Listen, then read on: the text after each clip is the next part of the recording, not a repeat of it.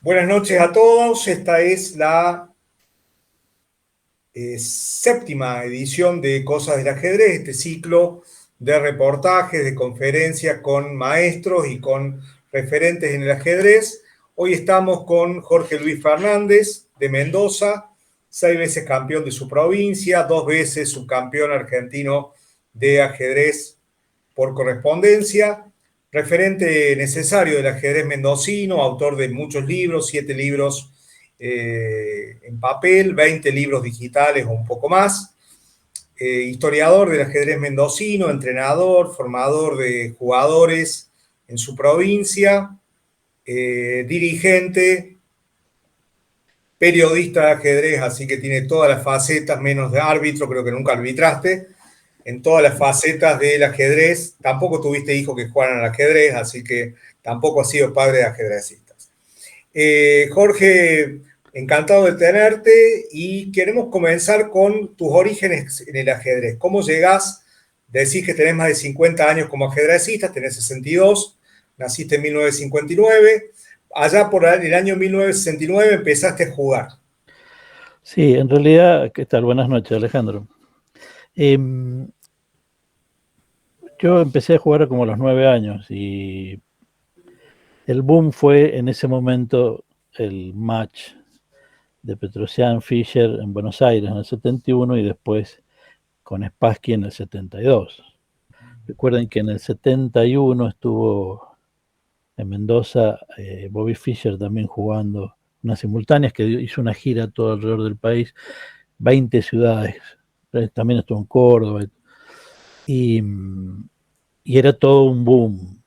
De hecho, se habían agotado los juegos de ajedrez en las jugueterías. O sea, el ajedrez era un juego en esa época muy interesante, en el sentido de que atrapaba muchísimo, no había competencia de videojuegos ni como es ahora.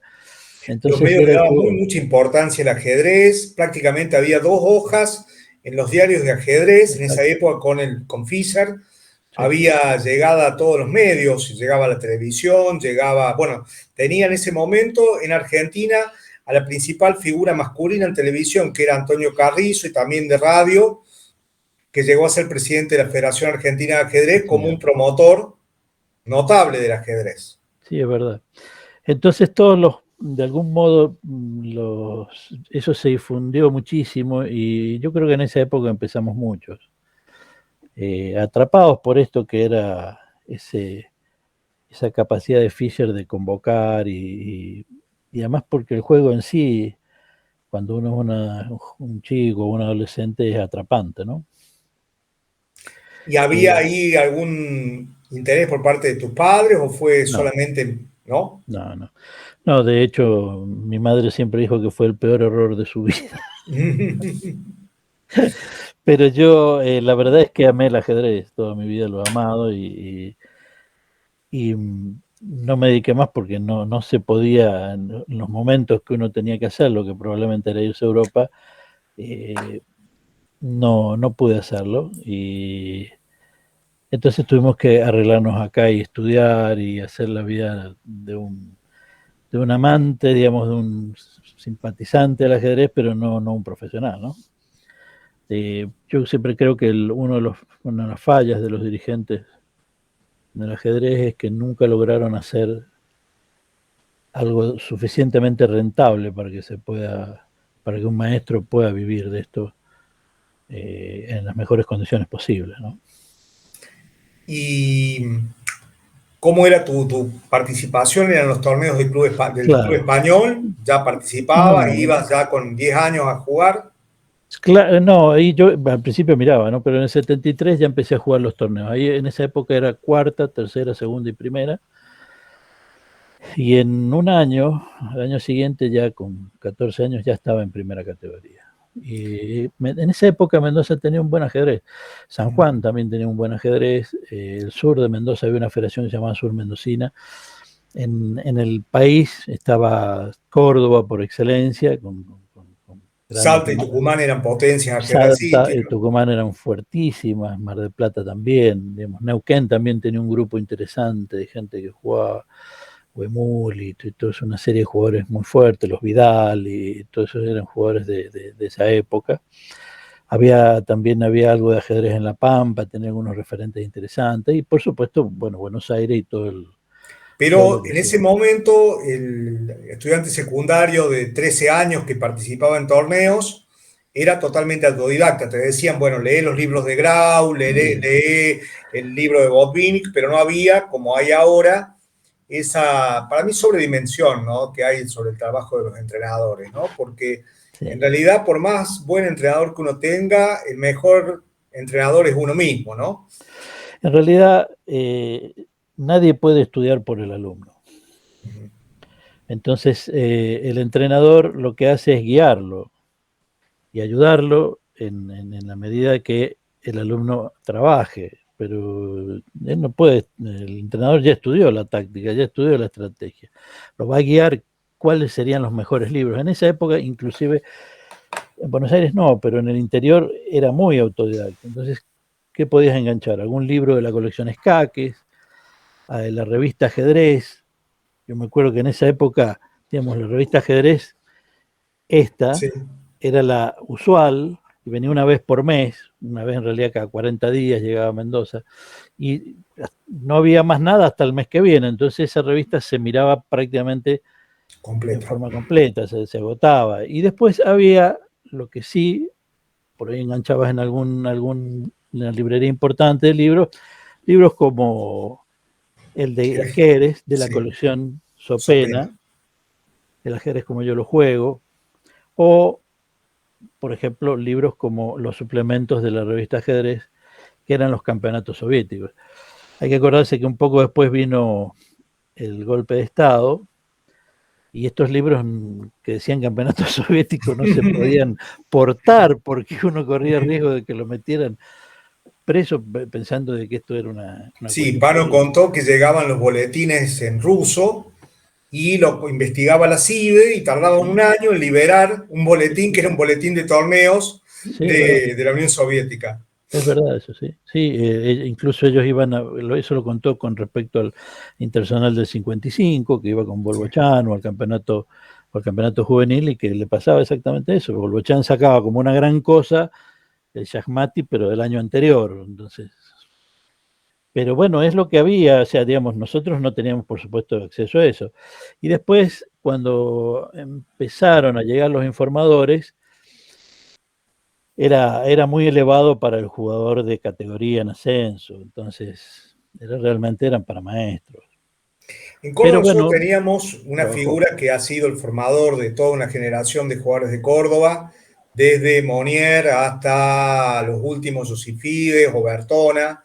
O sea que todos los jugadores que nacieron desde el año 60 hasta el año 80 fueron formados por Osvaldo Bazán. Osvaldo iba todos los días al club, estaba todos los días en el club Alequín, prácticamente no faltaba nunca. Analizaba las partidas que se había jugado, regalaba muchas veces bibliografía, ni siquiera te decía, está bueno este libro, bueno, te lo regalo, así en este caso de la generosidad de Osvaldo. Eh, Y bueno, orientaba muchísimo, ¿no? Porque teníamos un jugador que había jugado 3 veces con Fischer, que había jugado con Spassky, que había analizado con Bronstein y jugado con Bronstein, ¿no? Al respecto, bueno, en Córdoba teníamos a Luis Marcos Bronstein y él decía Bronstein el que juega al ajedrez, ¿no? Al referirse a David Bronstein, Luis Marcos decía Bronstein el que juega al ajedrez. Eh, Ahí en Mendoza tenían a alguien que los orientaba, los ayudaba, los... en realidad era no era así, en Mendoza era diferente. Mendoza incluso alguna vez pasó Pachman por acá. Eh, y venían y daban simultáneas, el Iscáces y los grandes maestros venían y daban simultáneas, pero el grupo no, no había ningún referente específico. Solía venir por ahí algún, como Alfredo Serra, que era un jugador de Mar del Plata, que jugaba muy bien. Eh, pero normalmente acá estaba Pacero, Pedro Pacero, Manuel Pereira, Eduardo Hualpa. Hualpa vendría a ser el Sí. que hacía esa función de difusión y enseñanza del ajedrez. Eh, y, Bueno, estaba Romero y después vino Ordóñez, ya después a mediados de la década del 70, un poco más adelante en realidad, vino Ordóñez cerca del 80, en la década de los principios de los 80. Vino Alfredo Ordóñez, que era un jugador puntano muy fuerte y que jugaba normalmente en En Córdoba, Córdoba, ¿no? sí, sí, estuvo radicado en Córdoba y tuvo también fue secuestrado durante el gobierno Claro, militar. y después estuvo acá hasta que finalmente lo liberaron en Mendoza y él ya se afincó acá en Mendoza y se quedó en Mendoza. Sí, yo me acuerdo, por ejemplo, mi primera llegada a un club de ajedrez, voy a la sede del Club Alequín y voy a preguntar, que habrá tenido 13, 14 años, una de las cuestiones normales era que uno iba con 13, 14 años a consultar.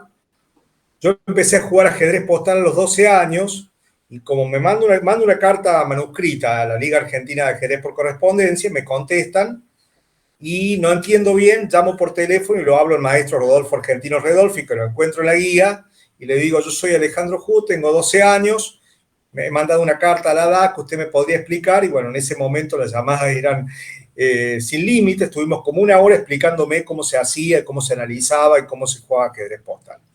Y una de las cosas que me decían la primera vez que fui al club, me dicen, ¿usted leyó Grau 1, 2, 3 y 4? No. Bueno, lea Grau 1, 2, 3 y 4 y vuelva.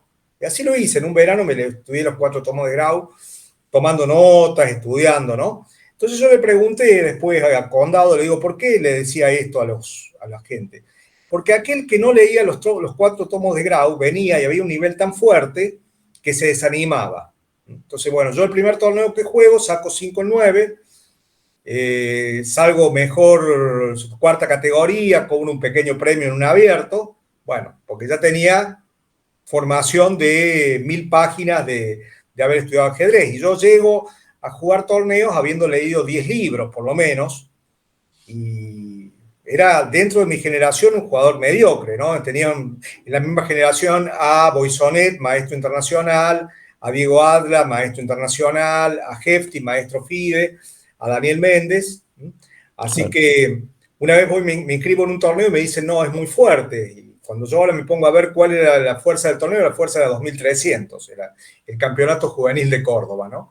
Entonces, había, bueno, una aplicación por estudiar, todos teníamos cuadernos de análisis, teníamos, nos preparábamos para los torneos, o sea, yo lo que noto es que ahora están todos los recursos muy fáciles, programas de entrenamiento, materiales, inclusive hasta los materiales rusos que ahora se pueden traducir con traductores, como traductor de Google, podemos traducir material ruso. Y en realidad los libros de ajedrez rusos, hay varios libros que nunca fueron traducidos a otros idiomas. Hay uno de Smyslov sobre la creatividad, en búsqueda de la creatividad, que está en ruso. No hay muchos problemas porque uno sabe de qué está hablando, entonces puede traducirlo con el traductor. Está en italiano ese libro. Sí. Entonces, ¿qué Fue traducido sucede? a eso, al Hoy en italiano. día tenemos acceso a, todos tenemos en nuestra computadora 15.000 libros de ajedrez, pero falta el método de estudio, falta la pasión para analizar. O sea que hoy tenemos exceso de información, tenemos recursos disponibles, lo que era antes conseguir un torneo completo. En Córdoba, por ejemplo, había un joven que se tomaba el trabajo de ir a la biblioteca, tomar la revista Shahmati, traducir del cirílico al algebraico, al castellano, escribirlo a máquina, mecanografiar, campeonato soviético, en el año 85 te vendía el campeonato soviético del 82, completo. Y venía él con las fotocopias, que eran 10 hojas, todas las partidas del campeonato soviético del 82, y se lo sacaban de las manos. O sea, era una avidez por comprar ese material, porque se encontraba en la revista de Sopena o en la revista posteriormente Ajedrez de Estilo 10 partidas o 15 partidas. Y él te vendía las 130 partidas del torneo completo. Bueno, Sí, es verdad. o sea que era muy difícil conseguir materiales de torneos que ahora lo conseguimos al toque, gratis, ¿no es cierto? Podemos ver todas las partidas que jugó Carlsen la semana pasada, comentadas por Carlsen. Pero creo que el problema que hay ahora, porque más allá de algunos jugadores que están teniendo muy buenos resultados, hoy Argentina está en el puesto 21 en el ranking internacional, hay una élite del ajedrez argentino que está progresando notablemente. El nivel medio en casi todos los lugares, inclusive yo pensaba que era un fenómeno en el interior, pero también es un fenómeno en Buenos Aires, tiende a decrecer. No sé si vos ves, no es que todo tiempo pasado fue mejor, pero evidentemente que la gente que se acerca al ajedrez no se acerca con la pasión con la que se acercaban los jóvenes de la década del 70. Pasa que tiene que ver con los tiempos que corren. El mundo pasaba más despacio en la década del 70 u 80, era más lento. Entonces era normal decir que un maestro se hacía en 4 o 5 años de estudio. Hoy en día ya quieren que la persona sepa jugar al año y es muy difícil eso. Entonces eh, hay un proceso, digamos, porque en realidad no estamos hablando de superdotados. O sea, estamos hablando de gente que le gusta y que quiere mejorar su juego y quiere jugar mejor, digamos, quiere aprender a jugar mejor. Entonces ahí hay un inconveniente, o sea, no es un fuera de serie que te devora un libro en un día y lo sabe de memoria al otro día, o sea, y que además tiene un talento fuera de serie como que cualquiera de estos prodigios que hay ahora, o el mismo Carlsen en su momento, ¿no? Que causaba sensación. Entonces, digamos, nosotros estamos trabajando con gente en donde es más fácil, o sea, digamos, tienen acceso fácil a la información, pero tanta información es tan malo como poca información. Es decir, ahí sí hay que seleccionar qué es lo que tiene que leer. Ejemplo, si uno lee Grau y todo eso, es un poco un compendio también de lo que se escribió Ninzovich y Reti y los anteriores, porque Grau también se basó en ellos, más allá de la calidad de él como gran didacta. Pero son libros del año 40, 1940, ya han pasado 80 años. Entonces hoy en día hay una literatura totalmente distinta, ¿no? Recuerden que el gran boom de Fischer en realidad lo que hizo es que se tradujeran muchísimos libros del ruso al castellano a través de incluso de la colección Escaques, y eso es lo que alimentó durante 10 años a las generaciones que iban aprendiendo a jugar al ajedrez, ¿no? Que algunos libros se justificaban, en cambio otros no tanto. Fundamentos estratégicos, Slotnick, hay un artículo de Slotnick que es maravilloso, que ahora resulta que lo reeditan en el mejorado, por supuesto, Chessy, ¿no? La editorial de Chessy. Y entonces, probablemente la labor de Slotnick es muy buena, ¿no? En esa época, en la década del 80, 81, 82, Gligorich dio un curso de entrenamiento maravilloso a la selección española. Y está disponible ese. Y hoy está disponible, pero sí. 10 años después o 15 años después salió eso.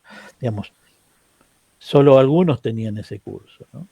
Yo creo que uno de los problemas que ha tenido el ajedrez argentino ha sido la autosuficiencia. Nos quedamos en la década del 50, donde logramos 3 subcampeonatos olímpicos, 2 campeones mundiales juveniles, 2 campeones mundiales, 3 si contamos a Kaplan, que era argentino, 2 campeones mundiales cadetes, ¿no? Y no pudimos aprovechar los conocimientos de la escuela soviética que, cuando se desapareció la Unión Soviética en el 92, llevó a que en todo el mundo esos conocimientos fueran irradiados, con los grandes maestros soviéticos entrenando en Dubái, entrenando en Israel, entrenando en Grecia, entrenando en Irlanda, entrenando en Estados Unidos, donde la escuela soviética ha formado el ajedrez norteamericano, inclusive en Perú, con la presencia de Georgi Castañeda, que era un ruso, hijo de padres peruanos, que revolucionó el ajedrez en Perú. Y básicamente lo que no hemos aprovechado es el enfoque científico de la escuela soviética, los métodos de entrenamiento, porque acá, bueno, todos los entrenadores se basan en prueba y error, no tienen estudios profundos, universitarios, como desarrolló la escuela soviética. Este tema me parece que nos ha llevado a estar bastante atrás por justamente... me acuerdo que en la década del 90 trajeron unos maestros rusos, Krogius era uno de ellos, Krogius, y un dirigente de un club dijo, no va a venir acá a enseñarnos a alguien con el cual nosotros le ganamos. Y era Crogius, autor de 10 libros importantes, psicólogo, ¿no? Sí, bueno, también hubo intentos con jugadores cubanos. Acá a Mendoza vinieron dos cubanos, Cieiro y André, que eran muy buenos entrenadores. Eso fue en el año 95. En realidad yo creo que una de las cosas que todavía nos debemos el ajedrez argentino es crear una escuela de entrenadores, porque material hay, digamos, capacidad hay, y es necesario que esa escuela, crear un estilo o enseñanza o una escuela con particularidades o características propias del ajedrez argentino, ¿no? Que no es igual que el de los otros países vecinos, ¿no? Cada uno hace más hincapié en algunos de los aspectos del juego. Entonces, acá que tenemos jugadores de la talla de Pano digamos, que saben, entrenadores fuera de serie, que hemos perdido varios, una pena, no lo hemos podido aprovechar, yo creo que es una de las deudas que tenemos también. Larsen, que Pero vivió en Argentina 20 años y que prácticamente no participó. por eso, me parece que esas cosas hay que rescatarlas y que forman parte de un plan que cualquier dirigencia política tiene que encarar, cualquiera sea la que le toque. Porque tampoco es casualidad que nosotros tuviéramos un buen ajedrez antes de la Olimpiada del 39, porque entonces mucha gente cree que es porque la Olimpiada se mejoró el nivel. No, no es tan así. Sí, lo que Tal como yo demuestra sé es que en el año Negri y 5, el año Morgado, 5 se crea Club Argentino. ¿no? Por eso, Club como que demuestra ya Negri, quiere pensar en grande porque tiene 200 socios cuando se funda. Había otros clubes, el Club Escandinavo, otros círculos de ajedrez, pero el Club Argentino se piensa en grande con 200 socios y ya empieza a enfrentarse con matches telegráficos con San sí, señor, Pablo, con Nueva York, con ¿eh? todos los clubes del mundo. Sí, En el 1910 lo traen el Lasker. sí, señor. Emanuel Lasker está 3 meses en Buenos Aires, ¿Eh? dando clases, participando en exhibiciones. Después lo traen a Capablanca, en el Capablanca en el 10, en 12. el 11 y en el 12. 3 veces Bueno, lo traen a Capablanca. Está como 6 meses en Buenos Aires. Lo traen a Reti, que juega el campeonato mayor, el antecedente del campeonato argentino en Buenos Aires. Lo contratan a Tabenhaus, que le llamaban Ricardo Quinto, porque salía siempre quinto en los torneos, Richard Tabenhaus, y también está profesor del Club Argentino. Lo traen también a Kostic.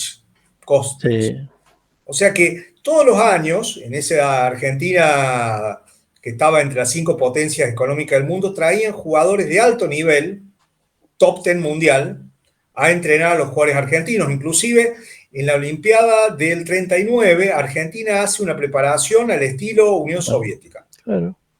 Van a un hotel, en Adrogué, hacen hasta equitaciones, Y ayuda sí, a y lo Lequine contratan a también. Lequín como entrenador, e inclusive con la visita de Capablanca en el año 12 ya se empieza, el club argentino quiere hacer el match con Lasker, que Es Lasker, verdad. bueno, aprovecha y recién acepta el desafío de Capablanca en el 21, ya cuando Lasker estaba bastante grande, Lasker tenía 53, Capablanca sale campeón mundial con 33 años, si bien ya era el número 1 hacía 5 o 6 años, así que ya el club argentino estaba buscando hacer un match por el campeonato mundial en el año 12 con Lasker Capablanca, ¿no?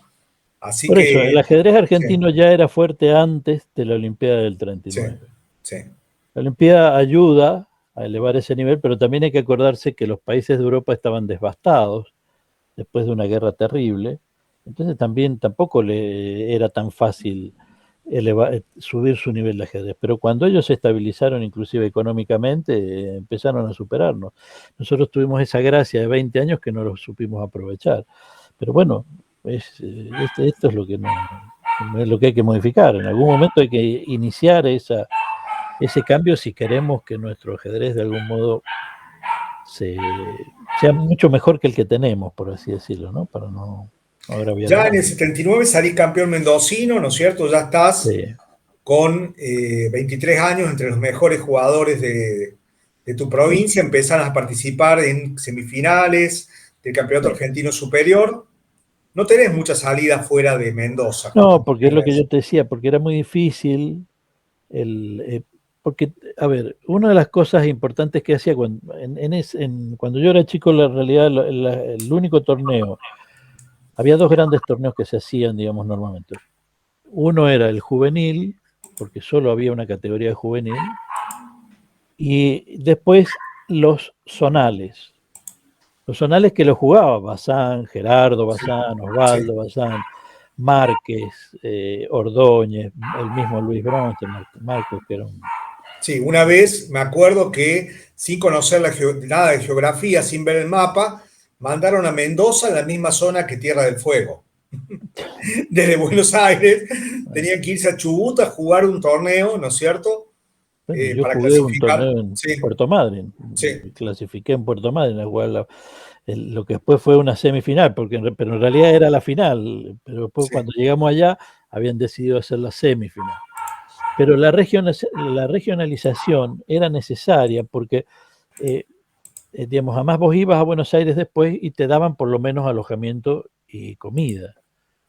No te pagaban el pasaje, no te pagaban la inscripción, pero por lo menos te daban alojamiento y comida, que es muy difícil, más allá de que tenés que dejar el trabajo, etcétera, etcétera, etcétera. Bueno, por lo menos te ayudaban en algo.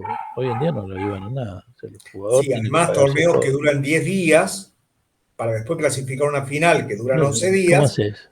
que no permiten jugar 2 partidas por día, porque para la comodidad del jugador porteño tienen que jugar una sola partida y a la noche también, con lo cual se acrecientan los costos, porque bueno, hay que volverse en Claro. taxi y no, Sí, no por son. eso, digamos, todas esas condiciones no ayudan nunca a que el jugador del interior pueda jugar en igualdad de condiciones con los maestros más fuertes, que seguramente son los que están en Buenos Aires. Entonces, eso debilita, pero yo creo que hay que volver a la regionalización, porque la competencia es lo único que te hace mejorar enormemente. Más allá de completada con el estudio, el análisis de partidas propias, el estudio histórico de las líneas que uno juega, etcétera, etcétera, pero bueno, también tiene mucho que ver con esta cuestión de poder jugar, porque a lo mejor uno calculaba que un jugador de Mendoza a lo mejor jugaba 10 partidas al año críticas, ¿no? 10 partidas fuertes al año. Pero un jugador de Buenos Aires juega 100. Y lo que te hace mejorar es esa partida. Entonces de pronto vos jugás y te das cuenta de la diferencia, ¿no? Porque jugás, además vos tenías otra cosa, o sea, vos ibas a jugar y por supuesto nadie te conoce, entonces jugabas una partida, dos partidas, tres partidas, no tenías descanso, todas las partidas eran a muerte. Digamos, y los jugadores que entre ellos se conocen, bueno, iban regulando el torneo. Esto tampoco no era solo en Buenos Aires, esto pasaba en cualquier otro torneo de la Unión Soviética o en cualquier otro lugar del mundo, era exactamente igual, porque está en la idiosincrasia humana. Pero acá se siente, ¿no? Se siente mucho, digamos, cuando uno está jugando en un lugar como ir de Mendoza a Buenos Aires.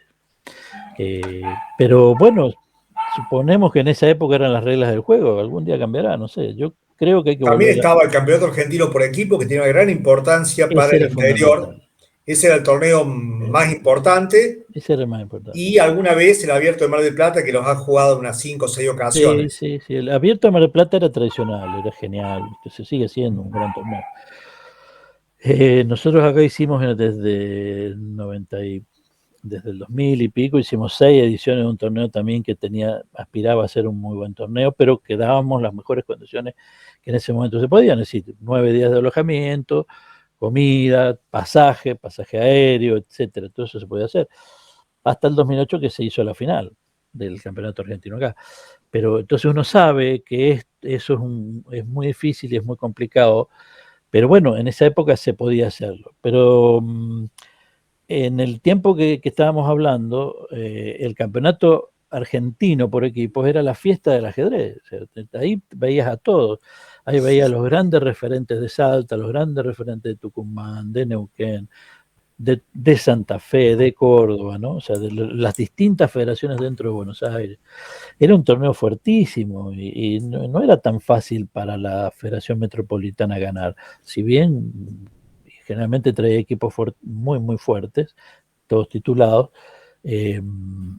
por ahí no ganaba y le pasó que se ha quedado, a veces ganó Salta, a veces ganaba Tucumán, a veces ganaba Córdoba, ¿no? O sea, no era poca cosa, eran torneos muy interesantes y que es una pena que se perdieran. Que yo sepa, el último creo que se hizo fue en el año 2002, 2001, 2002. Sí, sí, sí. El último grande lo han ganado ustedes. Yo estaba de árbitro en el 98 en Córdoba. Creo que fue la Hubo única vez uno que más, ganó Mendoza. hubo uno más en el 2001, en Buenos Aires, en Hubo uno en Mar Geva del se hizo. Plata que tuvo 6 equipos, Claro, cobraba bueno, muy cara la inscripción, seis equipos. Hubo sí uno que se hizo en la ciudad de Buenos Aires y otro en en el Gran Geva. Buenos Aires, pero así el último grande, en ese de Córdoba hubo 24 equipos, fue el que ganaron ustedes. Sí, Fue la 98 única ya. vez que ganó Mendoza en el 98. Mendoza tenía la única vez que lo ganó y tenía dos segundos puestos, uno en el año 44 y otro en el año 84. Y este torneo que lo ganamos en el año 98, que además lo ganamos cabeza a cabeza con ustedes, ¿no? Con Córdoba.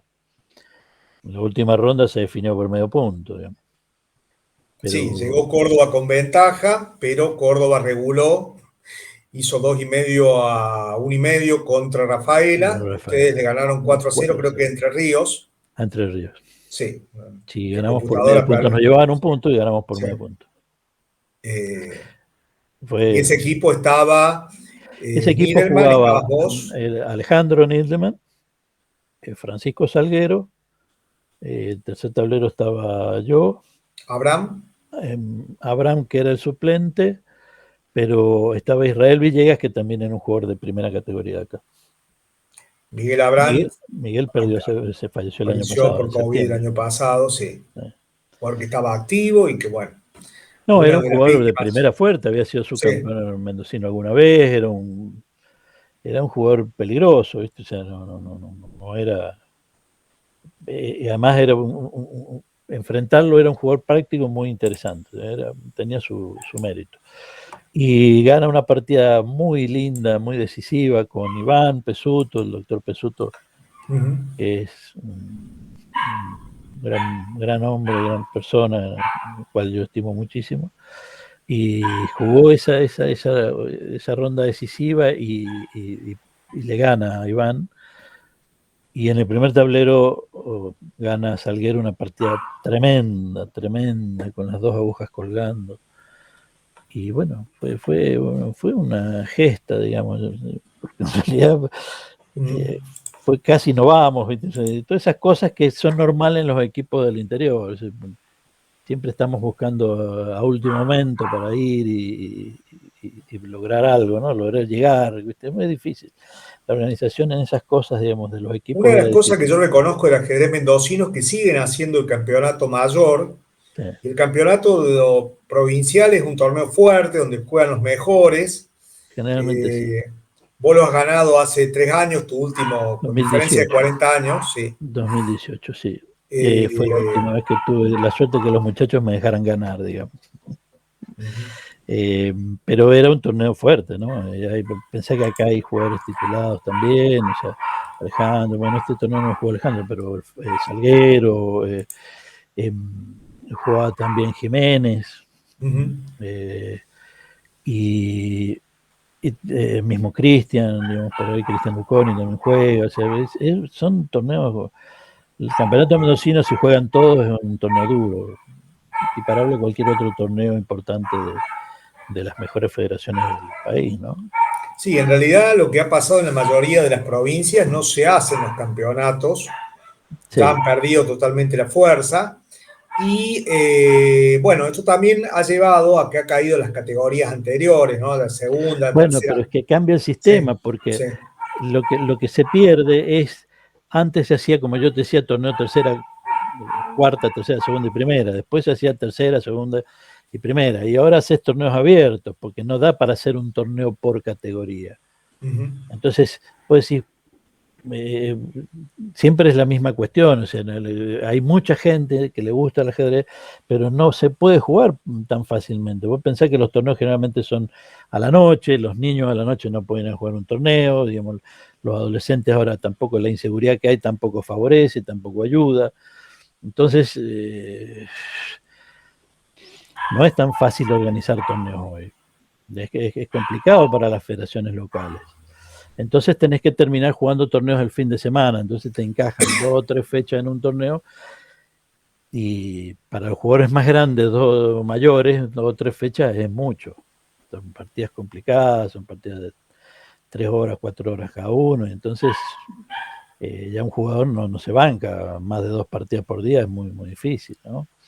Yo me acuerdo que a veces los Pereira los organizábamos una fecha, y después hacíamos 2 y 3, ¿no? O sea, hacíamos 2 fechas en un día, pero después ya se hacía una fecha por día.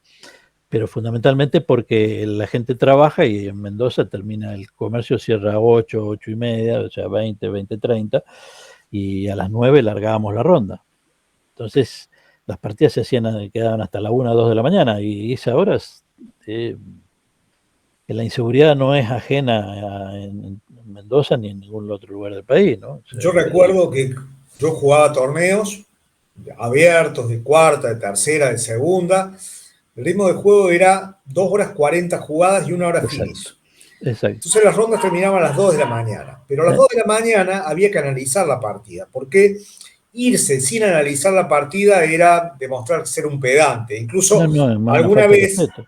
alguna vez me ha pasado con un jugador más fuerte, le digo, maestro, ¿podemos analizar la partida? No, discúlpame porque ahora me tengo que ir, pero yo mañana vengo media hora antes y la analizamos. O sea, me ha pasado con algunos casos que consideraban, mira, me tengo que ir, se me hace muy tarde, pero mañana cuando en vez de venir a las 8, venir a las 7 y media y analizamos la partida, ¿no? Era prácticamente una obligación. Y nosotros teníamos en Córdoba la posibilidad de, frente a zanjar, frente a alguna variante, no, pero acá está mejor el blanco, no está mejor el negro. Maestro Osvaldo, podés venir acá, y Osvaldo daba tu opinión, y era una opinión realmente muy bien fundamentada. Te decía, bueno, esto es similar a la partida Capablanca contra Alatorcef, y esto se jugó en la partida de Fischer contra Ewe, etcétera, etcétera. Entonces, bueno, era prácticamente, bueno, ¿y qué pasaba? Los ómnibus empezaban los servicios urbanos de pasajeros a las 6 de la mañana. Entonces cerraba el club a las 4 de la mañana, nos íbamos a un bar abierto a las 24 horas hasta las 6 de la mañana, a las 6 de la mañana cada uno volvía a su casa. Y eso durante 9 días seguidos, y además el tiempo económico, el valor económico del tiempo, es el valor de los gastos que uno tiene hoy en día para ir a participar en un torneo. Yo, por ejemplo, a mi papá le pedía, yo cenaba en el club finalmente, porque un sándwich, que el café, que el taxi, en plata de hoy eran 700, 800 pesos por ronda. Claro. Y eran torneos que se jugaban durante 9 días seguidos, cuando no había suspendidas. Así que esa variable, ¿no?, del costo que tiene jugar hasta tan tarde, ¿no?, hace que quite gente del ajedrez ahora. Claro, y si eso vos lo pones, lo transportás desde Mendoza, con un jugador o 2 o 3 jugadores que vayan en representación a un torneo en Buenos Aires, eso se multiplica más todavía.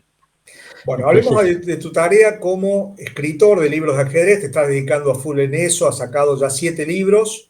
El primero, la historia del ajedrez mendocino y el sistema Pereira. Sí, el primero que salió fue este, que se agotó. Ese está escrito a medias, digamos. Manuel Pereira, que jugó la final del campeonato del mundo de postal, salió por la mitad de la tabla, por ahí. Él escribió unos 5 o 6 años antes de morir, iba todos los días al diario Los Andes y sacaba todas las noticias de ajedrez, y hizo una muy interesante historia de las cosas que a él le interesaban, digamos, sobre todo el ajedrez, pero con otro anecdotario que tenía que ver. Y eso me lo pasó Daniel, el hijo, para que si podíamos hacer un libro sobre esa historia de ajedrez mendocino y las partidas de Manuel. Yo había tenido la suerte que a fines de los años 80, Manuel me había confiado, él llevaba las partidas por correspondencia en estos libros de contabilidad enormes, grandes, me lo había prestado un par de días para que yo copiara las partidas con el sistema que él llamaba mi sistema. Y que las revistas de CADAP y de la DAC, digamos, de la Confederación Argentina, la Confederación Americana de Ajedrez Postal y en la Liga Argentina de Correspondencia se llamaba Sistema Pereira, no Sistema Londres. Él decía mi apertura, ¿no? Y en realidad... Manuel Pereira Puebla había nacido en 1916 y murió en el 97. Claro, cuando él empieza a jugar, porque el tema era que él trabajaba para IPF, entonces lo mandaban a distintos lugares de la Patagonia y entonces no podía jugar torneos, entonces jugaba por correspondencia. Y cuando él empieza a jugar, estaba de moda esto que se llamaba sistema Portela en esa época, que Pedro Pacero lo llamaba trenza de 8, por la forma que se ponían las piezas, y que en el resto del mundo se conocía como sistema Londres, y que en realidad el mismo Tartacower dice muy antiguo y no le pone un nombre. Eso después, bueno, él le da una característica muy especial, y claro, cuando vos ibas desde Mendoza a jugar con torneos de maestros de nivel, como era jugar en Buenos Aires, nosotros vivíamos, si ellos estaban atrasados en la teoría de apertura, imagínate nosotros estábamos mucho más atrasados. Entonces teníamos que ir con estas invenciones de la carreta, como le gustaba decir Petrosian respecto al FG5, ¿no? Con estas invenciones de la carreta que cuando vos te ganabas algunos puntitos con algún desprevenido, no con los grandes. La característica del sistema Pereira dentro de Londres es la velocidad con que se juega la jugada a caballo 5. Claro. Esto es lo que hacía él la jugaba en la cuarta, quinta, ya metía caballo 5. Pero entonces cuando yo empiezo a ver eso, digo, no, acá hay algo que no termina de convencer porque encontraba cosas. Y después, gracias al esfuerzo de jugadores como el mismo Alejandro, Nilman, el Frasco, Salguero, Francisco Salguero, Cristian Lucón y el Carlitos Polio, que ahora está en Chile, digamos, esfuerzos de ellos de análisis, nosotros viajamos y intercambiamos ideas y hacíamos análisis conjuntos y eso fue dándonos la posibilidad de que funcionara. Cuando sale este libro, estaba en Mendoza, llega a Mendoza el año siguiente, creo que González. Julio Argentino González. Claro, Julio González, y él dice, ¿por qué no pasamos esto a Inforchess, que era una de las páginas que había en español en España, y digamos que de ajedrez en español, que no había muchas en esa época, y el cual él era... ¿Ese libro salió en el año 2000 aproximadamente? No, este libro, este sale en el 2002. Entonces, al año 2004 publicamos el CD, el primer CD, sí, que es el que se llama Sistema Pereira Londres, y se vende un vagón. Pero yo me acuerdo que para esa edición teníamos 6.000 partidas juntadas respecto al sistema Londres. Y después, cuando se hace la segunda edición, que ya no está González y ya la tengo que encarar yo en ese momento con Leiva, con Héctor Leiva Paneque, ya había más de 20.000. Y cuando hice la tercera edición había más de 60.000. En realidad el sistema Londres, según lo que yo entiendo, es la defensa de Londres contra la apertura Reti que inventó Lasker. O sea que en realidad el sistema Londres es un sistema contra la Reti, con alfil F5 de 5 y de 6. Claro, es una de las ideas. Lo que tiene es la versatilidad, o sea, vos puedes usarlo contra cualquier apertura. Bueno, ¿qué va a hacer? ¿Va a quedar inferior? No, muy difícil que quede inferior.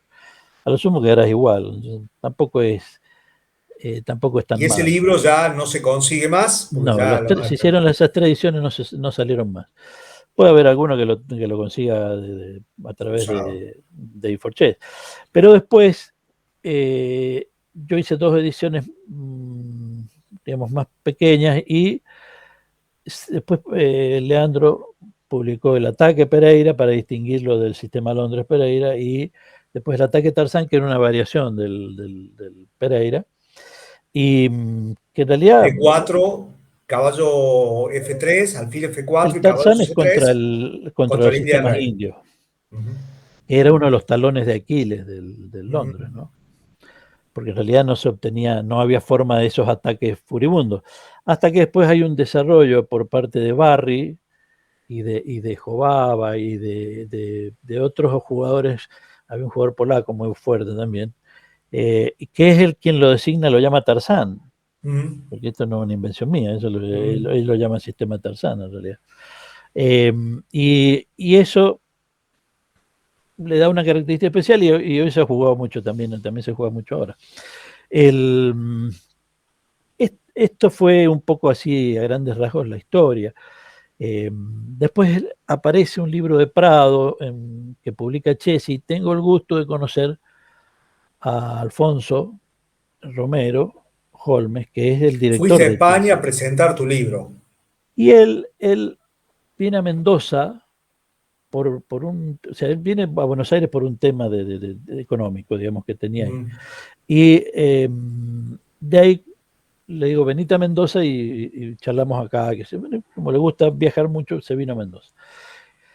Y ahí charlamos de muchas cosas, de este sistema. Entonces, a la siguiente edición, la segunda edición del sistema Pereira, Londres Pereira, ya sale un artículo, un capítulo hecho por mí. Y después la publicación que se hace en inglés, también. En la revista, digamos, se hace New in Chess, lo publica en inglés también. Y entre esas cosas que comentamos con Alfonso, él me hablaba de la época de los grandes intersonales, eso que después se llama la Edad de Oro, y que él mismo denomina en su momento la Edad de Oro del ajedrez, que era la edad de los intersonales. Y entonces quedamos en hacer, yo tenía que hacer Sousa del 67 y él iba a hacer Palma de Mallorca del 70. Por supuesto, una persona muy ocupada y empezó, pero no terminaba, entonces terminé haciendo yo los 2 libros, sobre la base del material que él me pasaba. Bueno, pero vamos a los libros en orden de aparición. En primer lugar, la biografía de Manuel Pereira, el Claro. sistema Pereira y la historia del ajedrez mendocino. Una breve historia del ajedrez mendocino, porque la parte final del libro da esa recopilación año por año de las principales noticias deportivas de ajedrez en Mendoza, recopilación que había hecho don Manuel Pereira. Luego escribís un libro de la historia del ajedrez mendocino específica con Juan Manuel Gatti. Con el Juan, que hace una parte, y con Andrés, el doctor Andrés Forestani, que hace otra parte del libro, pero el grueso del trabajo del libro es un poco también lo que se había hecho en el 2002, ¿no? O sea, una reforma de lo que se había hecho en el 2002 y se amplió con más años, con más detenimiento de algunas noticias. Se hizo hincapié en otras cosas, pero que complementa lo que se había publicado en el 2002. Después salen los Dos de libros venta pequeños ajedrez. estos que habíamos dicho del Tarzán y del Pereira, y después ya se publica el Intersonal de Palma de Mallorca, que lo hemos nombrado los dos con Alfonso Romero y yo, que es un muy buen trabajo porque está basado en los boletines del torneo. No es una cuestión, digamos, los boletines eran muy buenos y por una cuestión de contrato no se pudo publicar porque había un contrato entre la Federación Española y la FIDE que no se podía publicar. Y vencido ese plazo, digamos, un plazo ya se pudo hacer y se trabajó sobre eso. Y Romero te hizo llegar los boletines originales. Claro, me hizo llevar los boletines originales, se fue trabajando sobre eso. La verdad que los boletines eran impecables, estaban muy buenos. Era agregar algunas cosas, cotejar con material que uno tiene sobre todo material de la época, porque la idea es recrear el torneo como estaba en esa época, no hacer una visión retrospectiva del torneo, sino fundamentalmente tratar de entender cómo se jugaba el ajedrez en esa época. Y lo mismo se hizo con la trama de Sousa, que fue el libro que ahora probablemente ya lo hacen el año que viene, ya lo imprimen, ya compró los derechos mismo Romero, digamos, me compró los derechos a mí de la publicación del libro. Y ya tenés el séptimo libro. Este sería ese sería el sexto, y el séptimo es de libro Carlsen. fue el último que es el de Carlsen, que es la práctica del ajedrez, que para mí, digamos, ya si el campeón del mundo te lo juega el sistema es porque el sistema funciona. Entonces, no Bueno, tengo nada Carlsen que también decir. juega dama H5 en la jugada Sí, 2. bueno, Bueno, está bien. pero... Y me parece maravilloso que alguien escriba sobre Dama H5, la jugada 2. Bueno, ya escribieron un libro que Bueno, se llama Teoría laberíntica y aristocinética del ajedrez del doctor Petrelli. bueno, Sí, sí, está el sí, libro. sí, me acuerdo de un libro, Sí, tiene sus sí, sí, años ya, ¿no? sí, sí, sí. Dama Sí, sí. H5 porque tenían la idea de que Dama H5 era la refutación del ajedrez. Bueno, Bueno, también lo jugó Nakamura, yo lo vi jugar a sí, Nakamura, eso. sí. Bueno, la idea, o sea, digamos, lo que yo quiero destacar en el último libro es cómo Carlsen hace su interpretación, porque lo que es maravilloso de esto es que él no juega con, digamos, con los mendocinos, con los maestros de primer nivel. Y con los maestros de primer nivel les gana con esto, es decir, con Hablemos ventajas mínimas. de los campeones, ¿no? Hablemos un poquito de Fischer. Sí. ¿Cuál es tu visión de la gran superioridad de Fischer? ¿Cómo logra él vencer a la escuela soviética? Los resultados fantásticos entre el 68 y el 72. Sí. ¿Qué Fischer es opinas? el mejor representante de la escuela soviética, Sí. porque él hizo lo que decía Botvinnik que había que hacer. Él estudió la historia del ajedrez extraordinario, miraba desde la época de Stoughton en adelante todo lo que vio, era un gran estudioso, un tipo que le dedicaba horas y horas y horas, cuyo entrenamiento ejercístico era brutal, ponía en revisión todas las líneas teóricas que además él jugaba y que conocía a la perfección, y se dio el lujo de aprovecharse de la circunstancia que Spassky era probablemente un poco más hedonista que él y no le gustaba estudiar tanto, y demostró que Spassky estaba mal preparado en el 72. O sea, Pero yo creo que su mérito en el match, incluso él lo viene demostrando ya desde el torneo de Buenos Aires del 70, él se da cuenta que la única forma de enfrentarse a la escuela soviética es cambiarle siempre la apertura, ¿no? Y tiene un enfoque medio a lo Carlsen. A Carlsen nunca lo sorprenden porque él elige la apertura. claro, O sea, lleva la defensa al equipo por primera vez a un campeonato mundial, se lo juega de vuelta, pero juega otra variante, o sea que claro. toda la preparación, o sea, creo que los vuelve locos a la escuela soviética porque solamente un loco puede cambiar así las aperturas en el match. Él podía jugar inglesa, India Rey, podía jugar cualquier cosa, ¿no? O sea que tenía una comprensión tan grande del ajedrez que le permitía jugar cualquier cosa y nunca, porque bueno, el enfoque de la escuela soviética en la preparación de los matches era, bueno, encontrar una jugada mejor para vencerlo a Korchnoi. Korchnoi le discutía, supongamos, la variante abierta de la española, el equipo soviético traía la novedad para en la jugada 15 sacarle ventaja, Claro, ¿no? sí. Fischer en Bueno, el match con Spassky, yo creo que el equipo soviético nunca le pudo acertar la apertura que iba a jugar. no, bueno, que pues, fue una mala preparación, eso lo reconocen hoy en día, hay varios documentales Mm, que donde el mismo Spassky, digamos, reconoce que había, digamos, el caballo H5, por ejemplo, no era mm, una, en la tercera partida no era sin nada raro, Indurain. si ellos sabían, y Spassky sabía que se había que jugar. Ahora, nadie sabe por qué Spassky no lo jugó. Ahí hay dos posturas, algunos sostienen que es que Spassky no tenía tanta confianza en el equipo, que en su Mm, equipo de colaboradores, eh, y no quiso jugarlo. Geller se agarraba la cabeza cuando digamos, en la sexta partida Spassky no juega la mejor variante, que Geller la conocía y que es más, dice, yo no lo entiendo porque esto lo habíamos visto también. mm, Y eso además eso se suma a que en realidad él con la cuarta partida, que era una partida clave, donde él prácticamente lo tiene cocinado porque le logra hacer toda la receta que le habían preparado, eh, él se equivoca en media jugada, hace mal una movida de torre, en lugar de torre de 8 juega torre H8 directamente y permite el cambio de damas y con eso se escapa Fischer.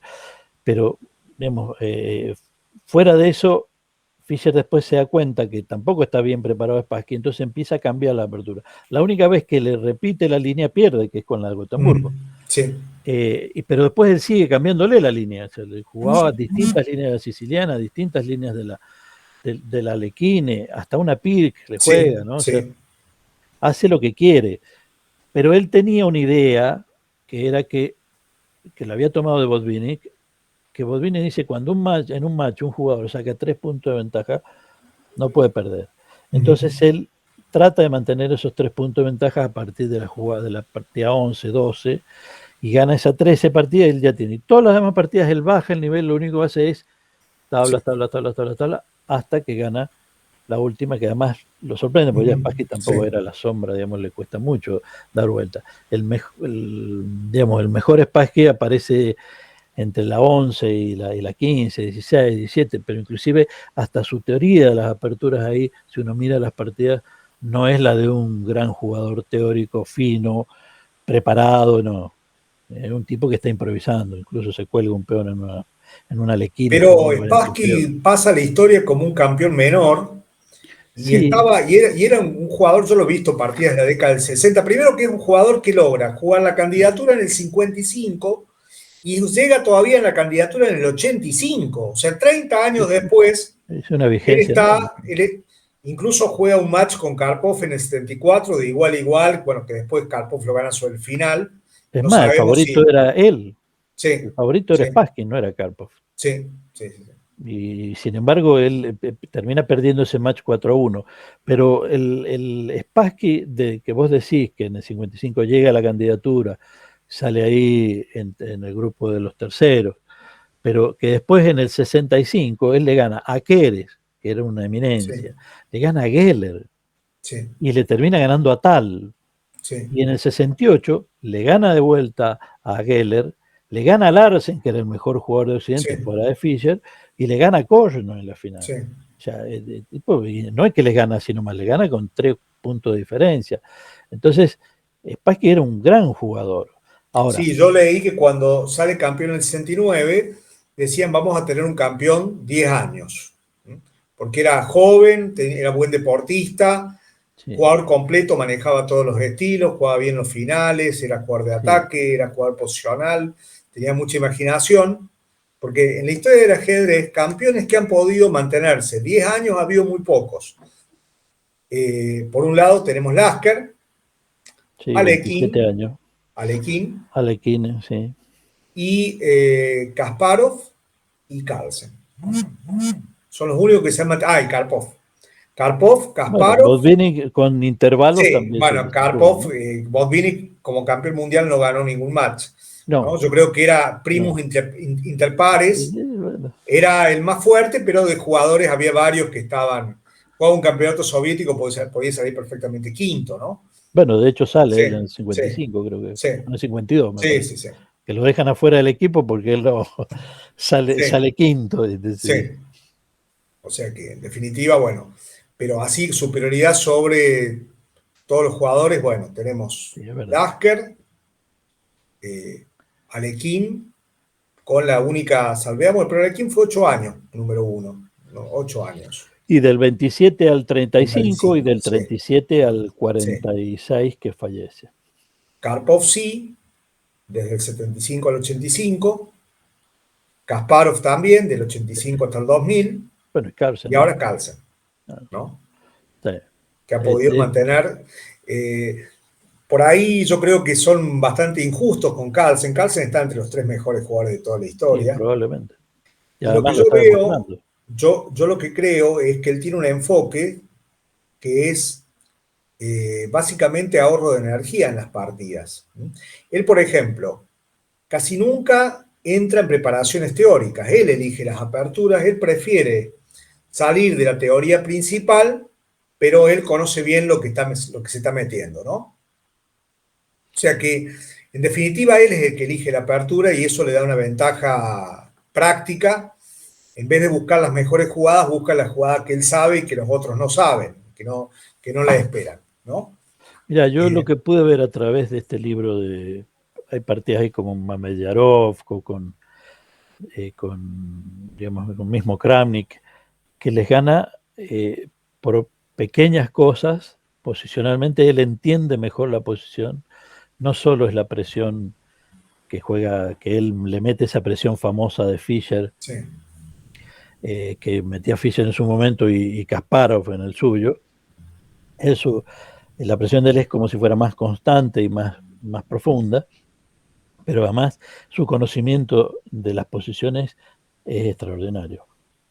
lo que llega hay que siempre, hacer, la otra cosa también, que él llega siempre a la jugada 30 o 40 con gran ventaja de tiempo, y es desde el paso del medio juego al final donde él saca una ahí sí. ventaja Bueno, eso es impresionante especialidad. sobre el resto de los jugadores. Él, por ejemplo, gana todos los finales de torre con peón de más y hace tablas todos los finales de torre con peón de menos, ¿no? Una técnica para aprovechar mínimas ventajas en los finales que es Sí. impresionante, ¿no? Y que no tienen otros jugadores Bueno, de la le ha élite. ganado finales de caballo con Sí, 3 peones contra 2 en el mismo flanco, ¿viste? O sí, sea, Anán, no, no, sí. o sea, una bestialidad. O sea, en eso hace acordar a Fischer, ¿no? Fischer Uh-huh. ganaba también, pero vemos esos finales de torre contra Geller, contra Uh-huh. Taimanov, pero digamos, lo ganaba a fuerza de presión, digamos, pero pareciera que él gana con más comodidad, Carlsen como que tuviera más superioridad todavía. Pero bueno, es el estilo de él. A mí me parece que probablemente esté ya entre los 3 o 5 mejores jugadores de la historia, está seguro. ¿Tenés algún libro ya preparándolo, pensando que lo vas a hacer? ¿Estás trabajando? Eh, yo creo que hay que, digamos, ahora en realidad lo que quería hacer era un libro diferente a los otros, sino que tuviera que ver con en realidad con el ajedrez mendocino fundamentalmente, ¿no? O sea, hacer, buscarlas, tengo muchas fotografías y hacer una historia, o sea, más que nada de interpretación de las fotografías, es decir, quién estaba, qué referente, algunas partidas respecto a eso, ese momento, a lo mejor. Hace un libro más bien de un anecdotario del ajedrez mendocino. Eh, no estoy en este momento pensando en un libro, porque los libros que a mí me gustaría hacer, que son los libros de torneos o de match, eh, la otra vez hablando con distintos editores, en realidad no tienen la misma salida, porque antes, como vos dijiste, los libros de torneos eran muy buscados. Y hoy en día, como tienen la facilidad de tenerlo ahí, les es más, a lo mejor les es más interesante los libros de aperturas, pero los libros de apertura, el problema es que los sacás y a los 6 meses ya no sirven. Entonces, uno debería buscar, por ejemplo, estas cosas que a mí me gustan muy interesante, por ejemplo, el de este Zenón Franco, que publica ahí Plotninsky, que son buenos, son libros bien trabajados y eso, pero digamos, tiene que ser partidas comentadas, porque es lo que en definitiva más te da. Si vos no Uh-huh. comentás las partidas, el jugador no puede aprovechar, ¿no? Sobre todo el jugador del nivel que puede adquirir eso. Y los torneos históricos en realidad solo nos gustan a una generación o un número muy limitado de jugadores que no justifica una tirada. Uh-huh. Entonces, bien, digamos, salvo que se puede encontrar algo así, digamos, un torneo muy histórico o algún ejemplo, algún jugador extraordinario como el mismo Carlsen, pero hay tanto que se escribe. Los 2 libros, 3, 4 que he visto de Carlsen que tengo son maravillosos. ¿Y a qué más le vas a analizar a él?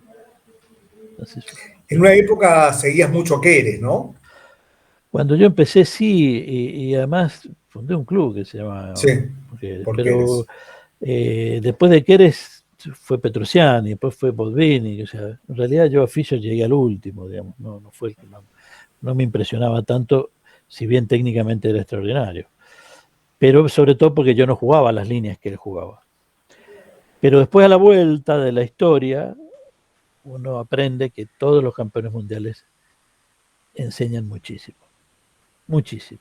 Y, digamos, hay quien dice, yo, ¿para qué quiero ver a Capablanca si no voy a jugar con él? Bueno, es una animalada. O sea, ahorrar, ver partida de Capablanca te hacen avanzar 100 puntos de él. Uh-huh. Entonces, hay que ver las partidas de Botvinnik, es la base de todo lo que sigue después, lo de Karpov, lo de Spassky. Todavía están estudiando sacrificios de calidad de Petrosian. Uh-huh. Ver Kramnik es un lujo. O sea, todo esto a veces no es tanto el ajedrez. No puedes entender el ajedrez de ahora si no estudias todo el ajedrez de la mitad del siglo pasado para acá. No es inentendible el ajedrez de ahora.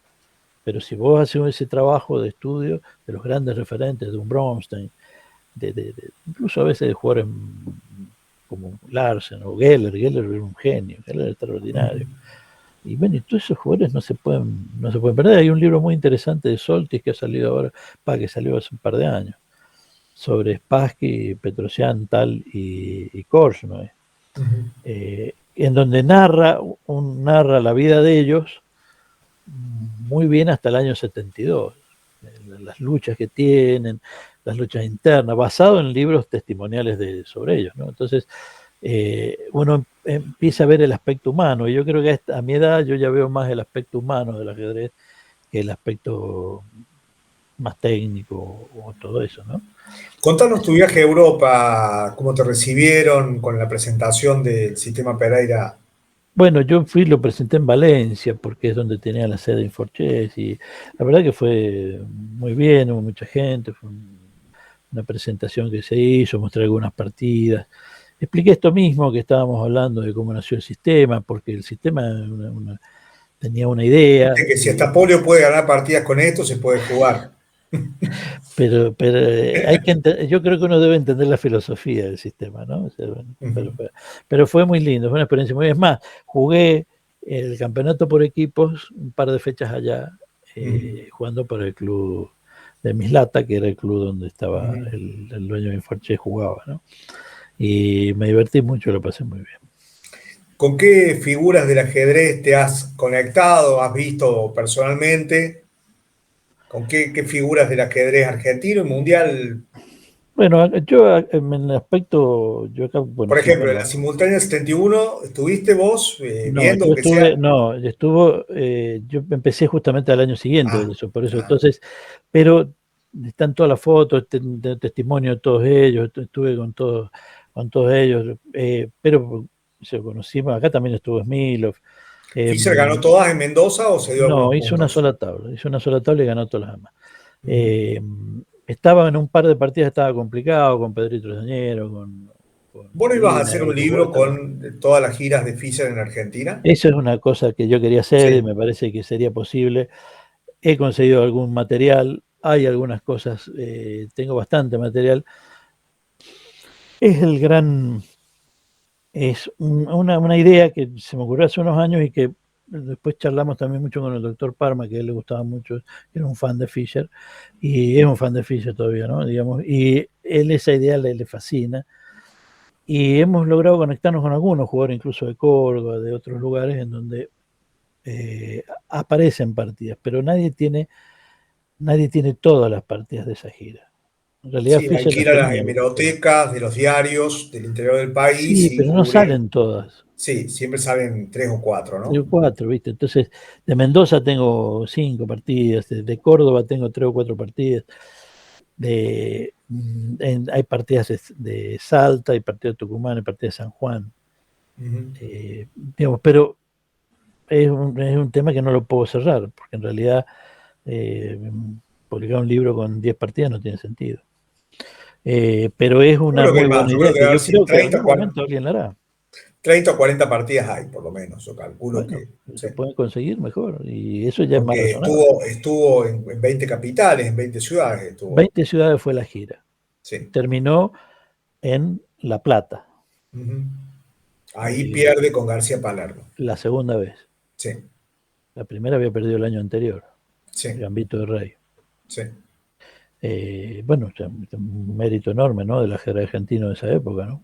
García Ujú. Palermo era un jugador, 14 años tenía. claro, era un jugador Sí. con vuelo, ¿no? Pero también tuve la suerte de conocer a muchos jugadores muy fuertes, Pano, Naidorf, Larsen. Después vino acá en Mendoza también, cuando en estos torneos Pereira, vinieron varios jugadores de renombre, digamos. Eh, Venía uno que vino también, Helsten, que estaba enseñando en Sí, Ecuador y después fue a Chile y se enseñó en sueco, Chile. gran maestro sueco. Sí, estuvo acá, un tipo maravilloso, muy simpático. Había Jockman, también otro jugador, otro maestro internacional, holandés. Vino algún jugador de Alemania alguna vez, o sea, un maestro de Alemania. O sea, yo me divertía muchísimo porque íbamos a cenar todas las noches y yo aprendía de escuchar anécdotas de ellos, el Pato Yardel y todo eso, y Van Riel, Ustedes hacían señor, el magistral, la Memorial Pereira, hacíamos el y memorial. había una conferencia por día de los maestros. Eso fue en la primera edición, sí, fue así. Sí, fue La idea era fantástico eso, eso. hacer una conferencia, digamos que nosotros le dábamos alojamiento, comida, transporte, todo, pero le pedíamos una charla de una hora y media, si fuera, de cada maestro. Es más, vino Emma, y en la primera edición vino Emma, y dio una charla, y después al año siguiente falleció, o sea, poco tiempo falleció. Naidorf Y, es una presencia que ahora se siente que falta, ¿no? En el ajedrez argentino, era no solo con en un referente, todos los defectos y todas las virtudes que tenía bueno, Naidorf. claro, Pero tengamos en cuenta que Naidorf nunca fue profesional del ajedrez, o sea, no, él iba a participar en los torneos de Europa después de estar atendiendo la compañía de seguros todo el día. Y sí, pasaba por el Club Central de Moscú a jugar Blitz para tratar de sacar información, porque en realidad no les llegaba la información para poder jugar, ¿no? O sea que prácticamente hay que reconocer que daba una ventaja muy grande frente a la escuela soviética. En ese aspecto, sí. ellos vivían para el ajedrez, eran full time en el ajedrez, tenían equipos de analistas. Eh, Bassan me contó que cuando juega el torneo de Mar del Plata, se pone en contacto con Brostein, y Brostein le dice, había visto partidas tuyas, porque cuando iban a jugar los jugadores soviéticos, torneos internacionales, maestros de la Unión Soviética le armaban Sí. carpetas de informe, que hoy en día lo podríamos hacer con Chessbase, sobre el estilo, las últimas partidas, qué líneas juegan bien, cuáles son los defectos ajedrecísticos. O sea, se iban ya con una carpetita con un informe de cada uno de los rivales. Es Bueno, verdad. en 1960 eso era decisivo, Bueno, ¿no? es que era el cambio que había hecho Botvinnik. Sí. O sea, Botvinnik, una de su trabajo era ese trabajo de análisis de los rivales, de las partidas propias, de la conducta que había que tener. Y el viejo era maravilloso, o sea, porque te imaginas que Botvinnik hace el estudio para jugar con Fischer 2 años antes o 3 antes que juegue con Spassky, y lo que le da a Spassky le servía inclusive 3 años antes, ¿no? O sea, como eso de las jugadas largas, las jugadas de dama, cómo jugaba él contra determinada, ante una novedad, en fin, ese tipo de cosas, ¿no? O sea, todo eso, ese estudio analítico enorme que hacía Botvinnik, le sirve, o sea, le sirve Spassky después no sé si lo usó o no, pero que él se lo dio, el material se lo dio, también se lo dio a Taimanov, y no le sirvió. Pero bueno, había que jugar con esta bestia que era un fuera de serie, ¿no? Había que jugar. Anderson decía que jugar con Fischer o jugar con Kasparov era como que jugaba con un gigante, ¿no? Sentía la presencia del rival enfrente. Y debe haber sido cierto, ¿no? Y ahora lo que nos está debiendo el ajedrez es figuras tan carismáticas fuera del ajedrez como tuvo el ajedrez con Fischer, con Kasparov, con el mismo Karpov. Lamentablemente ya no tenemos los espacios que teníamos antes, justamente porque los ídolos ajedrecísticos no son tan reconocidos como eran en esa época. Cualquiera conocía a Fischer aunque no jugara al ajedrez. Bueno, también creo que es una cuestión en el orden, una cuestión de orden mundial, ¿no? Porque no hay la tensión política que había en esa época. Fischer fue Fischer porque era el hombre contra el sistema, más allá de la calidad ajedrecística de todos, ¿no? Pero digamos, él representó el choque del hombre contra el sistema de Estados Unidos en la Guerra Fría, contra la Unión Soviética, en fin. Y después Spassky, o sea, después Korno y Karpov era el enfrentamiento del disidente contra el sistema también. Entonces, políticamente tenía una serie de condimentos que, a ver, si hoy lo analizás desprovisto de esa faz, probablemente no era tan extraordinaria la cosa, pero cuando vos lo dejás inmerso en ese sistema, digamos, de político que eran referencias y cambia sustancialmente, ya te cobra un valor distinto. O sea, Fischer, más allá digamos, a ver, Carlsen no tendrá digamos, ese como decir, esa Carisma, presencia, ¿no? O ese sí. imán, ese magnetismo que tenía Fischer, pero es un campeón mundial y vos verlo jugar es un lujo, ¿no? Y verlo jugar de cerca y analizar también. Acordate de los torneos de San Luis donde venían ahí, que estaba Topalo, Polgar, o sea, digamos, Anand. Son referentes, son jugadores, es muy lindo verlos jugar. Digamos. Que se, no, Sí, no, de todas Judy maneras, por Polgar es todo un ejemplo, el espectáculo, Mundial ¿viste? de San Luis en el 2006, Sí. para mí no tuvo gran trascendencia fuera del ajedrez, o sea, fuera de los... Yo fui a Y, ver varias rondas del torneo sí, y veía 30 personas sentadas y de los 30, 28 les conocía los nombres, era gente del ajedrez sí, que uno bueno. conocía, Pero, ¿no? pero el público en el ajedrez siempre lo mismo, o sea, porque digamos, el público ajedrecístico no es, requiere un nivel de conocimiento que no es lo mismo que ver un espectáculo Y otro de otro deporte. tipo, ¿no? O sea, el ajedrecista que está mirando la partida tiene que saber, tiene que tener un nivel de ajedrez que le permita comprender lo que está pasando. Si no, tiene que irse a la sala de análisis. Si no le pones sala de análisis, no tenés nada. Entonces, digamos, en la sala de análisis, digamos, del maestro que le explica y todo eso. Por eso la gente se junta ahí. Pero si no tenés eso, digamos, el que está ahí tiene que saber qué está pasando, si no, no entiende cómo es la situación. Eso es uno de los problemas que tiene el ajedrez, no podés transmitirlo fácilmente, porque lo que sucede en la partida es lo que sucede en realidad en la cabeza de los jugadores. Las películas a veces, por ejemplo, Jaque la Inocencia, eso lo logra de algún modo transmitir esa tensión. Gambito de Dama de algún modo también logra, menor medida, pero logra transmitir esa atmósfera de lucha y de lucha de vida o muerte, digamos. Pero si no, es muy difícil que yo pueda mostrarte lo que a él le está pasando en la cabeza, que es en realidad lo que tiene, ¿no? Maravilloso el Y la ajedrez también. continuidad en el ajedrez, y esto es una cuestión para los organizadores, para las federaciones, se da cuando el jugador alcanza fuerza, por lo menos en segunda categoría. El Claro, jugador de tercera o de cuarta no entiende el ajedrez y bueno, es hay que comerse difícil. piezas, no entiende Claro, es bien. difícil entenderlo. Entonces tenés que poner al maestro que explique y que le haga entender qué es lo que está pasando. Y eso es muy bueno. Pero claro, implica tener un lugar más, digamos, ¿no? Crear un ambiente distinto, alejado, donde digamos, el aficionado puede entender qué es lo que está pasando. Por eso, de algún modo, Internet, con estas transmisiones que se van haciendo, es bueno, pero eso solo no alcanza, pues si esto fuera tan fácil, con solo meterme a mirar los videos de Internet, debería jugar muy bien, y a veces no se logra, ¿no?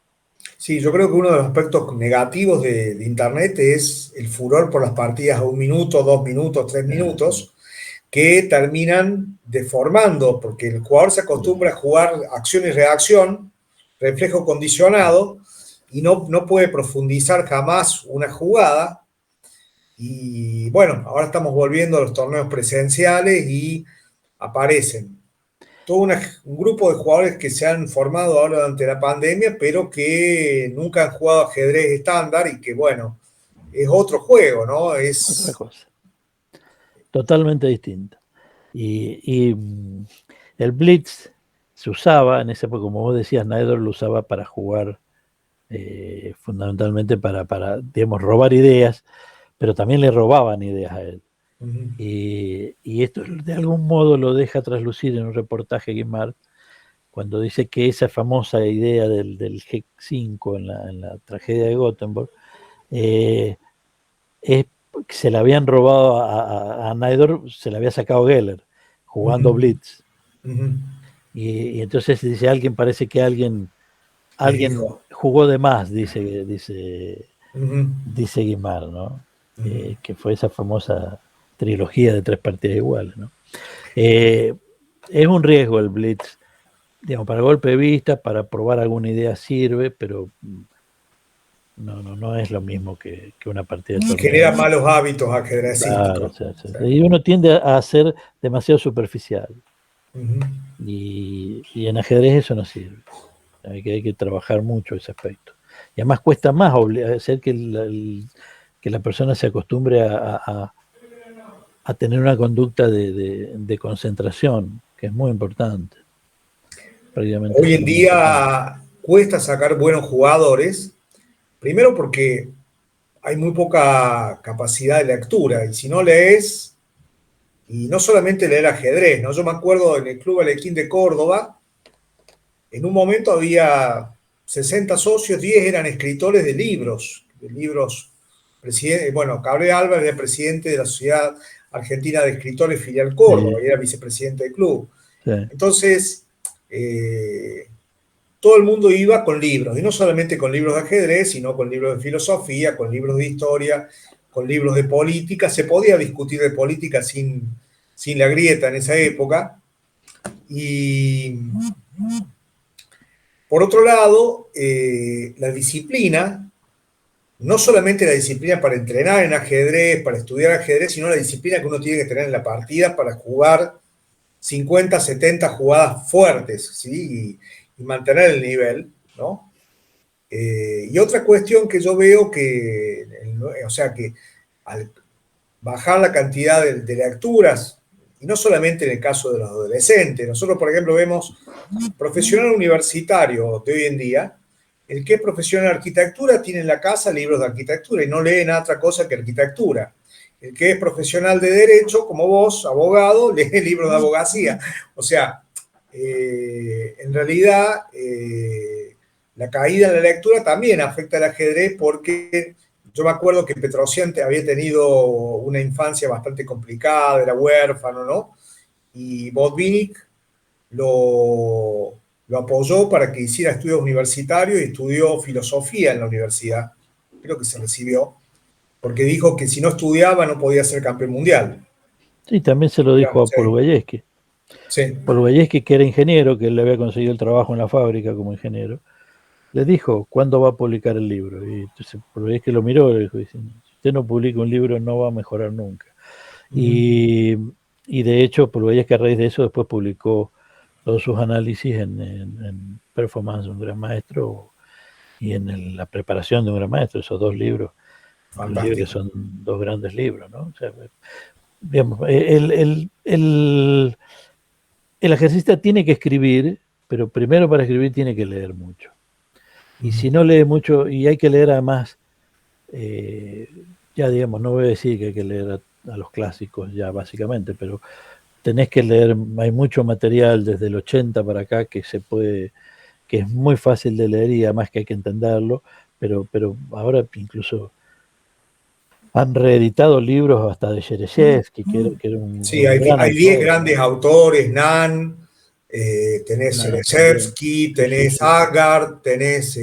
lo de Agar, incluso los Watson. Watson, que a mí me gusta mucho, Robson, que me gusta mucho también, y después tenés... ¿cómo se llama? Gelfand, con los libros estos de la toma de decisiones, que son muy buenos, los 3 tomos. Todo lo de Boresky y Yusupov es fantástico. Que a mí no me parece tan, pero son muy buenos, sí. Pero a mí no es lo que más me ha gustado, ¿no? O sea, yo me gustan más estos otros autores, ¿no? Como Watson, Robson, ajedrez para cebras, los pecados capitales del ajedrez. Y después, digamos, de Bronstein para acá hay que leer todo lo que se pueda. Me parece que es el básico, ¿no? Después estos tomos de Kasparov son muy buenos. La serie de los campeones mundiales y después la serie de sus libros. Sí, lo único que yo creo que Kasparov no los escribió a los libros. No, por supuesto, no lo escribió él, lo escribió por Gall. Sí. Lo que pasa es que él los revisó y de algún modo, bueno, pero es interesante. Las cosas que escriben ahí son interesantes. A mí me gusta mucho leerlo. No sé, hay muchas cosas, pero el jugador tiene que leer. Indudablemente tiene que leer, no hay otra duda de eso. Tiene que leer. Y también ponerse horas y horas en el tablero tridimensional, porque no estamos acostumbrados a ver Claro, no, no, sí, es verdad Sí. eso. Pero por eso ahí generalmente lo que hay que hacer es tener un amigo, un colega que esté con uno y ayude, porque es más fácil estas pequeñas sociedades hacerlas trabajar, ¿no? O sea, porque a lo mejor el jugador solo le cuesta más ponerse, pero hay que armar esas pequeñas sociedades que ayudan Bazán me mucho. decía cuando estudiábamos una partida, porque veíamos una partida en clase, después había que verla solo, la partida, y explicar todas las jugadas, entender por qué Capablanca hizo cada una de las jugadas y por qué esta sí, por qué esta no, por qué es mejor esta que esta.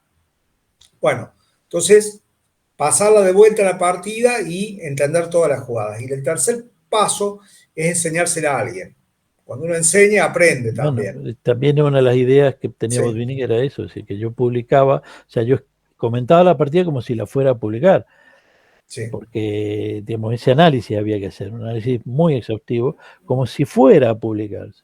Uh-huh, Por eso en la prueba del tiempo es lo que hace Kasparov, ¿no? uh-huh. Pero yo no sé si fue Bronte el que decía que para una partida había que verla 3 veces. La primera vez se pasaba la partida para ver cómo había sido. Una segunda vez donde uno hacía anotaba sus propios comentarios respecto de sus ideas, respecto a cómo había sido la partida. Y la tercera vez se cotejaba lo que yo había escrito con lo que había comentado el maestro. Y entonces ahí empezaban a surgir esas diferencias. Bueno, vamos a ver una partida. Vamos a ver una partida tuya. Acá vamos a compartir pantalla. La partida que le ganaste a Diego Pereira, ¿puede ser o te gusta alguna otra Sí. más? No, esa es corta y es linda. Sí. Bueno, Eso tiene un aspecto táctico interesante por la terminación, la partida final, digamos, la jugada final. vamos a compartir pantalla aquí. Esta partida la jugaste con el maestro internacional que tiene una norma de gran maestro, Diego Pereira Arcija. Esto fue en el año 91. Sí. Eso fue una prefinal. Claro, ese fue clasificatorio a las final de de La Plata del 91. Vos jugabas con negras, Sí. D4, E6, caballo F3, D5, E3, caballo D7. ¿Por qué caballo D7 esa definición? Querías jugar un muro de piedra. Sí, porque acordate que en esa época si a vos no te forzaban para hacer un muro, una Stonewall, lo mejor era controlar E5, ¿no? Uh-huh. Alfil D3, alfil D6. También Pereira tenía esa influencia en las aperturas holandesas, la defensa holandesa. Sí, Era otra. Él jugaba Caro Can, jugaba holandesa y sistema Pereira, eran sus tres sistemas, ¿no? sí. Generalmente jugaban Ninso India muy bien. La jugaba mejor la Uh-huh. Ninso India que la holandesa. Uh-huh. C4, C6 Sí. y acá C5. Bueno, ahí Arcija esa jugada no puede estar bien porque abandona la tensión central. Si bien gana espacio en el flanco dama, pero libera mucho, le deja las manos sueltas al negro en el punto E5, que es la casilla crítica. Sí, acá Capablanca, en este tipo de posiciones, jugaba dama C2, B3, alfil B2. Claro, Hay una mantener la tensión. partida, sí, y después definía la posición del. Hay una partida muy conocida en la que él juega H3 y G4 y después gana por ataque, ¿no? Claro. Alfil C7, B4, caballo GF6, caballo G5, dame 7. Quiere armar Cla- un doble Stonewall. claro, que él quiere oponerse con esto. Entonces, de algún modo bloquea la posibilidad de 5. Caballo E4, caballo G por, F por y alfil E2. Bueno, tenés tiempo de más con negras. Sí, el tema es que, digamos, no se vislumbra aparentemente una jugada, digamos, una posición de ataque para el negro, porque tenés que frenar el ataque en el flanco dama, ¿no? La ventaja del blanco en el flanco dama sería interesante. Pero bueno, para mí el negro está igualado acá en base a lo que jugué, ¿no? Enroque, enroque. No es innecesario ese enroque corto. Lo que pasa es que podría no hacerlo, no necesariamente, podría no hacerlo. Lo que va a ver qué es lo que vas a jugar después. En inglés le llaman castles into cuando uno se enroca hacia donde te están atacando, ¿no? Enrocarse hacia Bueno, el peligro. Torre F6, B5, torre H6, torre F2 y esa es llega la la jugada que él no ruptura. ve. Esa es la jugada que él no ve. Llega la ruptura. Caballo por E5, bueno, por A1 y por H2. Bueno, si no puede tomar porque estás amenazando mate y la torre, quedas con calidad de ventaja y peón de Sí, más. no puede jugar eso. No. No puede tomar eso. Entonces, caballo F1, caballo G6, rumbo a H4, peón por, dama 4, alfil D7, torre B1 y torre F8. Todas las piezas puestas para atacar. Y además le quitas la torre, que es la que defiende, porque el tema es sacarle el defensor. Hay que sacarle defensores. Por eso le cambio la torre.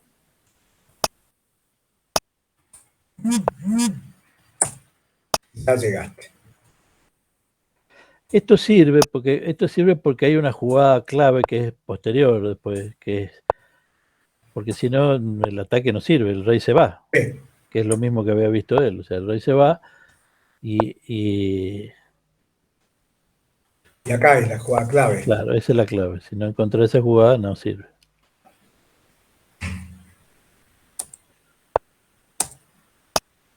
Mate de corrido. Toma de alfil, le da mate en H4. Bueno, esta partida te sirvió para clasificarte para la final. No fuiste a la final ese año, en el Fui a la 91. final, sí fui a la final. Ah, O sea, fuiste. fui a la prefinal. Ah, En la sí, sí. prefinal entraban dos y quedé tercero. Fue una partida No, muy creo que dura eran con ocho, eran Aguerreberri ocho, y eran no ocho pude y ganarlo. clasificaban cuatro. Eran ocho y clasificaban Eran cuatro.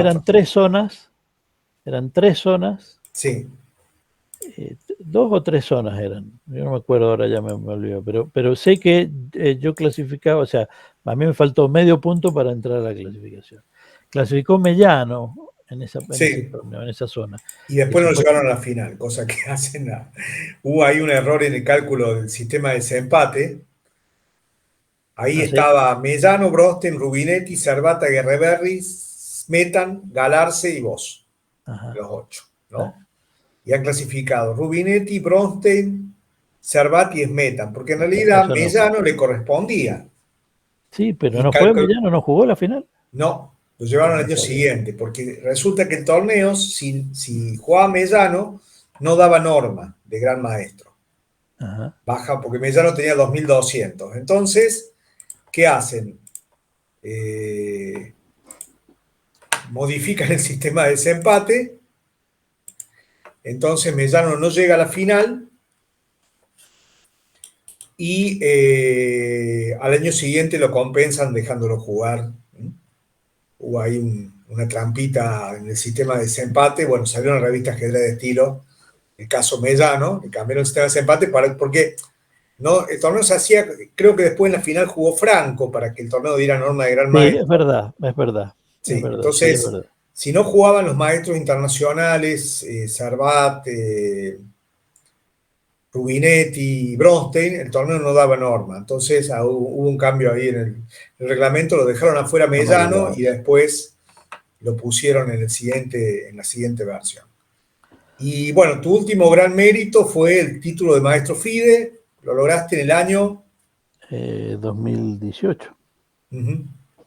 Sí, en realidad debería haberlo hecho antes, pero el problema es que cuando jugué a nivel de 2.300 no me computaron los torneos, me computaban mal los torneos de Mar del Plata.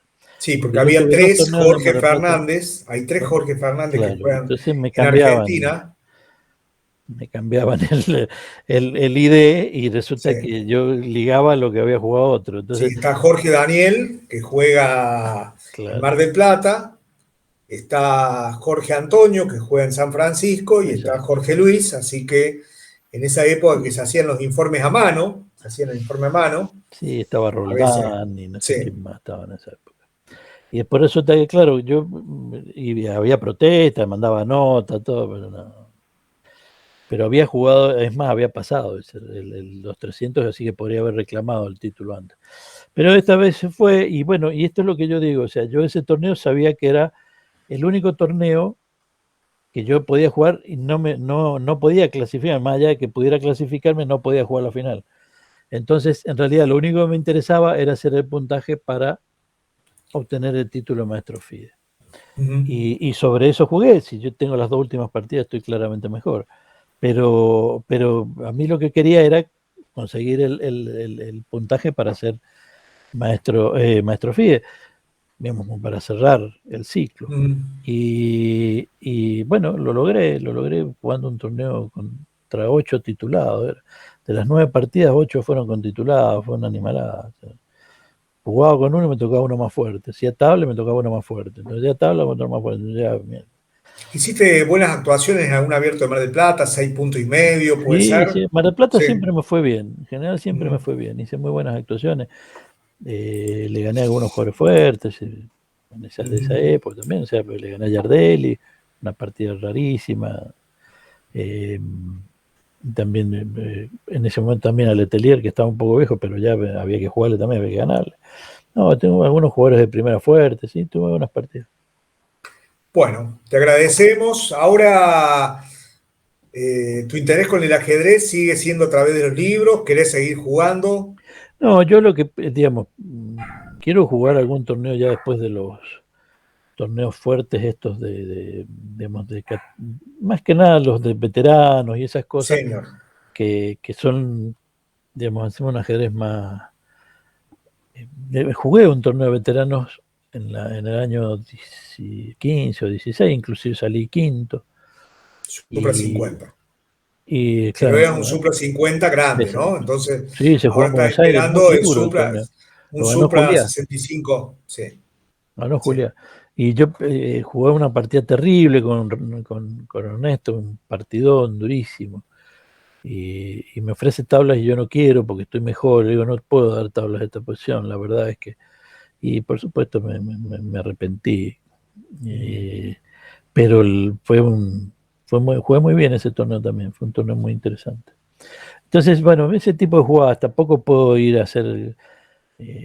Ya jugar esos torneos como jugaba antes, 2 o 3 rondas por día, por ahí ya eso no me interesa, no puedo, me canso mucho. Y entonces prefiero jugar torneos más selectos. Y eso es lo que me está interesando, más que nada. Y después leer, porque no pierdo este hábito de leer, de escribir algunas cosas, de comentar, de enseñar.